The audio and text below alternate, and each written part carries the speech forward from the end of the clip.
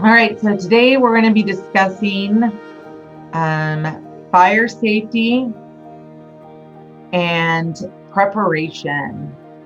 And just tell Jordan I said hi.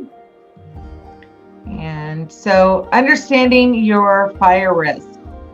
So, having physical or mental disabilities doesn't mean you can't keep you and your family safe from a fire. A really great story I remember is when we had a consumer that moved away from here. I think he moved to Arizona, I want to say. He was actually recognized in the newspaper for saving his family when his house caught on fire. So he knew exactly what to do because he had been participating in the drills here at Desert Haven. So when his house caught on fire, he knew exactly how to respond. So that's just a really great story. So all of us, we can get educated on what to do in the event of a fire. And then that way, hopefully we'll never experience one. But if we do, we'll know how to respond, whether we're here at work or we're at home or we're visiting friends and family. So by going through these, a couple times a year, it'll really ingrain in our brains. So that way, if there's ever an emergency, we'll know how to respond instinctively instead of being freaked out and not knowing what to do. So the first thing in preparing your house for a fire is to make sure you install and maintain smoke alarms. Smoke alarms with a vibrating pad or flashing light are available for people who are deaf or hard of hearing. So last time I did this, I had a couple consumers ask me where to find those items. I'll go ahead and post them on my Facebook. And if you don't have Facebook, then go ahead and talk to whoever's giving you a call throughout the week, whichever trainer, or reach out to Lorraine or Jordan, and I'll provide them that information as well. Smoke alarms with strobe lights outside the home can catch the attention of neighbors, and this way they can call 911 and summon for help. So if there's strobe lights outside your house that are connected to the fire alarms inside your house, that'll be really great. That way people know to also call for 911 even if they're not inside your home. Ask the manager of your building or a friend or relative to install at least one smoke alarm on each level of your home. You can also call our local fire department, and they can schedule a time to come out and do that for you as well. Happy Wednesday, Alma. Thank you for the shout out. Test smoke alarm batteries every month and change them at least once a year. If you can't reach the test button on your smoke alarm, ask someone else to test it for you. So I know here, some of our smoke alarms actually have to get on a ladder to test them. And here in PI, we actually have a company that comes out every couple of months to make sure all of our stuff works very well. So it's important to do that at home as well, to test your fire alarms, because there's no point in having it if it doesn't work. Mary Bell also said, make sure you have carbon monoxide detectors as well. So there are fire alarms that have carbon monoxide detectors in them, but some of them don't. So it's important to check and see what you have in your house. You should have at least a minimum of one carbon monoxide detector in your house, because carbon monoxide you cannot smell most of the time, and it can be very deadly. I've seen horrible reports in the news of people dying in their sleep because they didn't realize there was a carbon monoxide leak in their home. Our next slide is 50% of all fires start in the kitchen from cooking. I am not surprised by this. I'm sure you guys aren't either. I know I've told this story many, many, many times, but when I moved into my house 11 years ago, I was reheating my Thanksgiving dinner in the oven, and afterwards it was pretty greasy and gross. And my mom said, just put it on self-cleaning mode. Well, if you don't know what self-cleaning mode is, when you turn it on, it turns your oven on to like 800 degrees or something crazy like that. It's like a furnace, and it's just supposed to burn away all the yuck inside your oven. but my oven had a lot of grease from the turkey drippings and it actually caught on fire. And it was really scary. And I had to call the fire department. And the fire department told me that the number one call they get around the holidays is because people catch their ovens on fire from using self-cleaning mode. So just be very careful. It's important to keep your ovens and your stovetops clean from grease because grease can get very flammable and it's hard to put out. You don't want to throw water on grease. That'll make it way worse. Here it says FEMA and the U.S. Fire Administration offer tips for fire prevention. So the first essential aspect of fire safety is prevention. Don't wear loose-fitting clothing around an open flame. So you don't want to have a really loose shirt that's hanging over the flame as you're barbecuing. Don't leave hot pans unattended. Sometimes they'll boil over and that can make the flames go up. Set a timer when cooking food in the oven. So recently my son, he is 9 years old, really wanted a cup of ramen noodles. You know, the cup of noodles, you peel off the top, you pour hot water in there, you seal it. So my husband told him, well, you can just heat it in the microwave for like a minute, you know, but he didn't tell him you have to put water in there. And honestly, I would not have put it in the microwave, but my son takes this cup of ramen noodle in styrofoam, sticks it in the microwave, hits a button, there's no water in it, and it just stunk up the whole house. I'm surprised it didn't ruin our microwave. So if you're not paying attention to how long you're cooking things, they can end up catching on fire. So that's why it's important to use a timer. Don't overload electrical outlets. That's really, really important, especially let's say you have a toaster and a toaster oven. You don't want to plug them in the same outlet because they suck up so much electricity. Same with like a toaster oven and a microwave. We've experienced this in the PI kitchen. I know my PI trainers can agree with me on that, where we've blown circuits because we've just had way too many items plugged into one outlet. So see this contraption here, we do not want to do this in your kitchen because that can start an electrical fire. Never use the oven to heat your home. So we were talking about carbon monoxide. Our stoves, our ovens, anything that has gas, you know, our cars, they let out gas, right? And, you know, usually you can smell them. They stink pretty bad, but that gas can be very toxic. And so you never want to heat up your garage by letting your car run in it. You don't want to heat up your house with your stove or your oven because those gases can stink up. And also they're floating around in the air. And let's say you go to light a candle or something, because now you have this gas, that candle can go up in flames. So be very careful and then properly maintain chimneys and space heaters. So space heaters, I've seen them, they get covered in dust and they're really dusty and gross. Well, that dust can build up and actually catch on fire. So you got to be very careful. And you also want to make sure the space heaters aren't close to anything, not close to your fabric couch, not close to your computer, because it can catch that fabric on your couch on fire or it can melt the computer. So just be very, very mindful of those things. All right, we'll go to the next slide because I could probably talk about this stuff for the next hour. All right, so avoiding kitchen fires, other valuable tips. Make sure potted handles are facing away from the stove, of the front of the stove, so they can't be knocked off or pulled down. So I have another story. My daughter wasn't paying attention and she is 17. She's an excellent cook and she's very safe, but she wasn't paying attention to where her handle of her pot was. And she almost spilled it all over the place when she knocked it over. So that's very, very important. Make sure they're turned inward so they don't get knocked out. Also, if a gas stove or oxygen tank is nearby, don't smoke. So don't be smoking and cooking at the same time. One, that's not hygienic. That's kind of nasty. We don't want your cigarette ashes in your stew or on your quesadillas. So don't do that. But also, like I said before, if there's gases floating up in the air, if you put another open flame on it, it can cause combustion, which can lead to fire. And then keep cooking surfaces clean and free of grease buildup. So remember when I said my oven caught on fire because of all the grease? Well, it's important to wipe down your kitchen surfaces like this because that is just asking for trouble. Plus, it's pretty gross.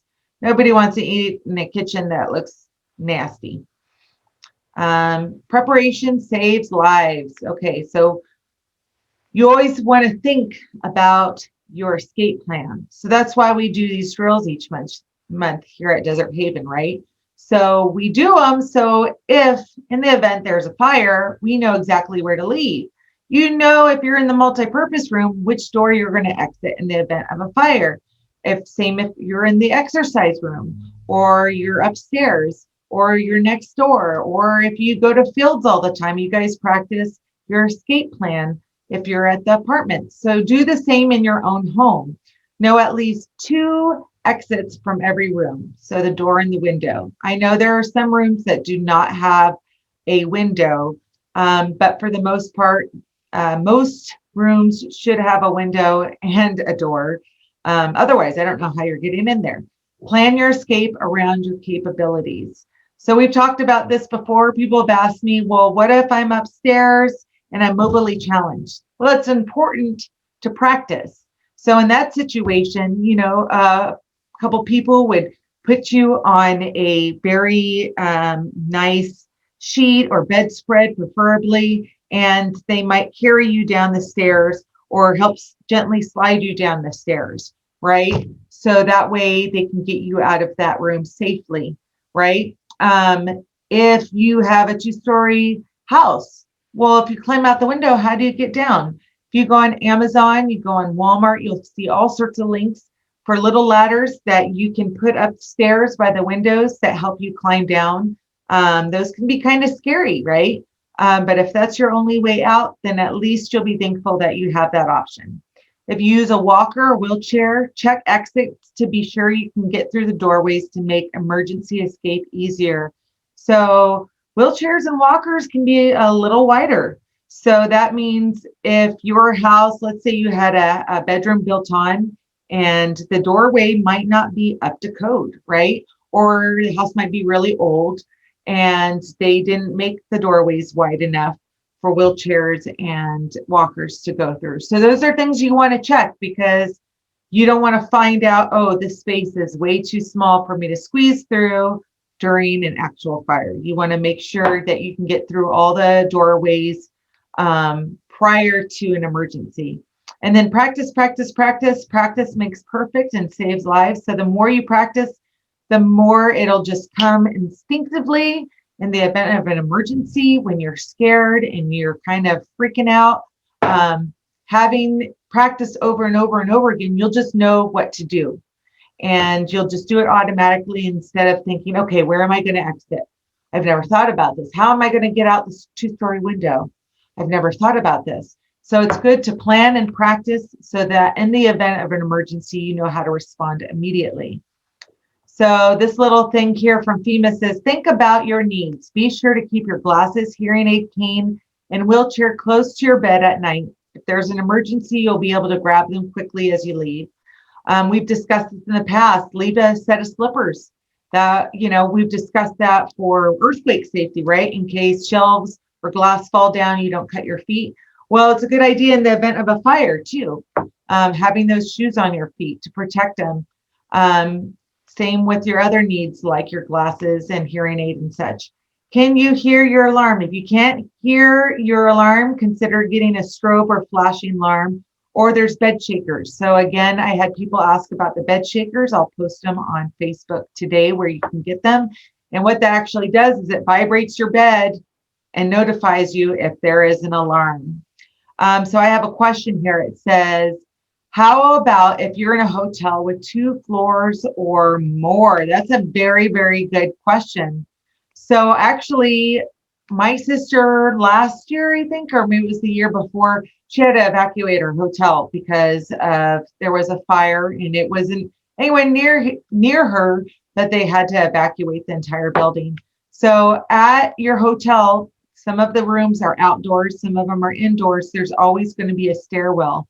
It's important to know where the stairwells are. There's usually one on both sides or if there's multiple sides of the hotel, it's good to look at the map and know where stairwells are so you know how to escape. Because we know at hotels, most of the time, you can't even open the window. And if you can, there's usually a bar or something, and it's so high up. Who wants to jump out the window of a hotel? That's scary. So get connected. Speak to your family members, building manager, and neighbors about your fire safety plan and practice with them.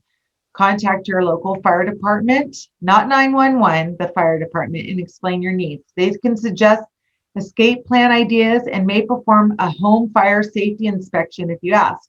So especially if you have mobility issues or you have special needs when it comes to hearing or seeing or moving, it's a great idea to reach out to your fire department because they can come in and assess your home and tell you, okay, this is the type of fire alarm you should have that we recommend. And maybe they'll even connect it for you.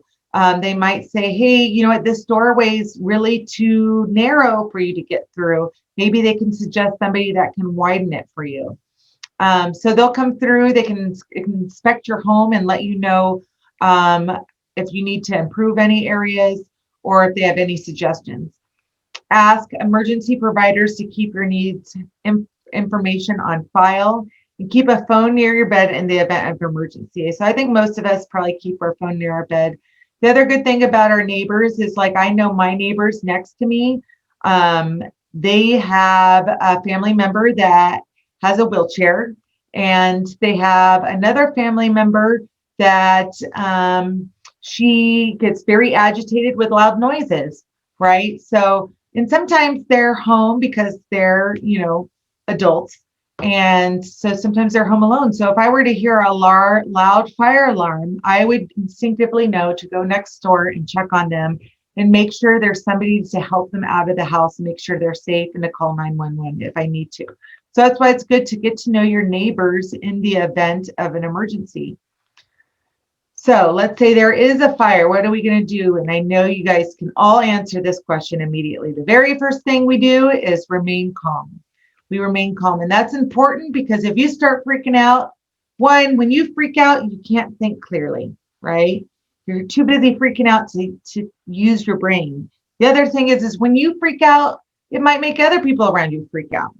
So if I knew there was a fire and I came into my living room and started yelling and screaming at my kids, there's a fire, they would just look at me and think I was nuts. They wouldn't respond. They would just stare at me, wondering what the heck is going on. But if I came in and I said, hey, Elizabeth, Anastasia, look at me. Right now, there's a fire. We have to get out of the house right now. I'm calm, I'm clear, and then we know, okay, let's get out of the house. Same thing here at work. If the trainers come in the room and they're yelling and screaming at you guys aren't going to know what the heck's going on. But if somebody comes in and says, okay, time to get up, let's exit and evacuate, you guys are going to get up and exit and evacuate. I know because you guys have done it brilliantly so many times. So it's the same thing when you're at your home or at friends or family houses. Inform those around you, pull the fire alarm, shout and bang on the wall. So let's say you pull the fire alarm. Hopefully people hear that. But let's say there's something going on in the other room and you're stuck or you can't get out. That's when you want to start shouting, banging on the wall, letting people know there's something going on so they know to come and get you. In that moment, if you're in a bedroom and you can't get out, you don't want to just be quiet. That's when you want to start yelling and screaming and letting your presence be known. If needed, cover your mouth and nose with a moist towel or article of clothing. So sometimes, if you have a water bottle, right, you're going to pour that into your shirt. And the reason we want to keep it wet is because water doesn't catch on fire unless there's like oil or grease or gas or something on top. So we're going to pour water and I'm going to put it over my mouth so I don't inhale that smoke. Sometimes you don't have water, right? So then you're just going to cover your mouth, and this way, hopefully you're not breathing in all that smoke that's around you. So cover your mouth and nose with a moist towel or article of clothing and exit the building immediately. So that's not the time to say, oh, wait, I got to go get my, deck of Pokemon cards.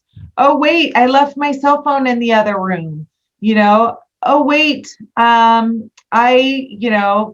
have to go grab my video game console. That's not the time to do it. I mean, if you're saying, oh, wait, I got to go grab my little sister out of the other room, that's different. And that's when you guys need to communicate and talk about that. And you don't want to just leave without letting people know what's going on. And that's why it's important to practice, to know how to respond in these type situations. But overall, you're going to exit the building immediately. You can buy that phone again. You can buy that video game system again. You cannot buy your life again. So it's really important that you get yourself to safety immediately. All right, so I missed one video. I'm going to show this first video to you guys. All right. And we'll go ahead. Prepared in the event of an emergency in the home. Being prepared in the event of an emergency in the home is critical for all families. For families of children with special needs, this can be even more important. Meet Luis Gomez. Luis is a 10-year-old who uses a wheelchair, and his parents have developed their fire escape plan to meet Luis's specific needs. First, the family sits down to draw a diagram of the house and map out the escape plan. Luis's parents mark at least 2 ways out of every room and go over the plan together as a family. Next, the family practices their escape from the first floor of the house. They show Luis how to feel the door, the doorknob, and the cracks around the door with the back of his hand for heat. The Gomez's try to keep their home as free from clutter in the hallways as possible to ensure that Luis has easy mobility with his wheelchair and that none of the doorways are too narrow for him to maneuver through. Then they practice their escape plan from upstairs. Since Luis cannot get up and down the stairs by himself, Dad is designated to help him out in case of a fire. They keep a spare blanket at the foot of Luis's bed that Dad can use to pull Luis along the floor. They work together to gently bring Luis down the stairs. For kids who are less mobile or can't use their arms, 2 people may be needed, and the plastic sled will give their upper bodies more support when they are going down the stairs. Staying low to the ground during a fire is critical due to the smoke, and both parents must practice staying low as well. If possible, have your child with special needs' bedroom on the first floor so that it is easier to escape a fire. The family picks a specific place outside the house to meet, and Luis's parents explain that once they get out, they must stay out. It's Mom's job to call 911, but only once she is outside. The Gomez family practices their escape plan regularly. Both Mom and Dad practice pulling Luis out of the home so everyone knows what to do. Luis's parents also contact the local fire department to let them know about his disability in order to make sure they're aware of the family's needs in the event of an emergency. To recap, the steps for setting up an effective fire escape plan are: make an escape plan with at least 2 ways out of each room. Designate a specific person to be responsible for assisting a child with special needs out of the home. Practice pulling an immobile child on a blanket from the home rather than attempting to carry him. Establish a meeting place outside and away from the house. Call 911 once you're out of the house. Practice the plan until the family is as comfortable as possible. For every family, the #1 goal is to get everyone out of the home quickly and safely. Planning ahead of time will keep the family prepared, because in an emergency, every second counts. For more safety information, go to safekids.org. So that was the first video. And I have one other short video. Could everyone hear the video? Okay, give me a thumbs up if you could hear the video. Yeah. All right. So I thought that was a really great video. And they mentioned a lot of things that we talked about, like the blanket to pull them out to safety and making sure they had enough room to exit. So my next video is, let's go to screen share. And this one's only about 2 minutes long. So some of the information may be similar. Learn that when there's a fire, most people are surprised to learn that when there's a fire in your home, You may have as little as 2 minutes to get out safely from the time the smoke alarm sounds. 2 minutes is not a lot of time, especially when it's the middle of the night and everyone is asleep. And when you add in smoke and heat, confusion and fear, multiple floors, and several people, every second counts. You need to have a plan to get everyone out safely, starting with working alarms, ideally interconnected ones, so that when one alarm in your home sounds, they all do, no matter where the fire starts. Remember to check doors for heat before opening them so you know if it's safe to go that way. During a fire, there's no time to decide who should be doing what. Look at all that time zipping by. Your fire safety plan should include assigned roles so everyone knows what to do and there's no confusion. Children can sleep through a smoke alarm even if it's right next to them, so always check their room and stay with them as you exit the house. In your safety plan, make sure there are 2 marked exits from every room and everyone in the family knows where they are. If the main exit is blocked by smoke or fire, you won't waste time figuring out where to go next. Crouching low and going under the smoke is the safest way to exit. Once you are safely outside, call the fire department right away. Never go back inside a burning building. Firefighters are trained and prepared to enter one. You're not. Picking an outside designated meeting place a safe distance from your home is critical for knowing that everyone has escaped safely. It also helps firefighters know who is safe and who is still inside and needs to be rescued. No one wants to think about their house catching fire. It's scary. But while home escape planning and practice may seem unnecessary, these actions can have heroic impact. Be a hero in your own home. Make a home escape plan with everyone in your family and practice it today. So I like that video. It just reminds me of a video game. Okay, so evacuating from a fire. So be careful touching doorknobs. They might be hot. If it is, find another escape route. So I don't know if you noticed in one of the videos, the kid actually touched the fire with the back of his hand because it's very sensitive there. And so you can tell if it's warm. The other video, they didn't really have hands. They had little balls. So I couldn't tell which way they were touching. But this way, you're going to know how hot it is. If it is, find another exit route. Locate the nearest fire exit and avoid elevators. So the hard thing is like here, we have one elevator. The reason you want to avoid them is sometimes in the event of a fire, electricity stops working and you get trapped in the elevator. And you certainly don't want that to happen during a fire. If you are in a wheelchair or walker, seek out help. So if you know somebody is upstairs in a wheelchair or walker, you go seek them out to help. If necessary, stay as low as possible or crawl under the smoke. So we saw that when they were walking through the kitchen on the second video, they got down low because heat rises, the smoke rises up in the air. So if you're low, you're actually crouching below all the smoke and stuff that can make you really sick if you inhale it. If your clothing catches on fire, we've probably all heard this since, I don't know, kindergarten. Stop, drop, and roll. The reason you stop, drop, and roll is you're actually smothering the fire. When you roll over the fire, it's smothering it. Smothering means it's removing the oxygen, which is the fuel for the fire. So that's why it's important to stop, drop, and roll. Or it could be as simple as removing the article of clothing that's on fire. Once you're outside and safe, then call 911 or ask a neighbor to call if you do not have your phone. So your number one concern is to get out of the house. You get out of the house and then you call 911. Do not go back in the building or home for any reason unless it's clear to do so by the fire department. So that's really important, is once you get out is to stay out.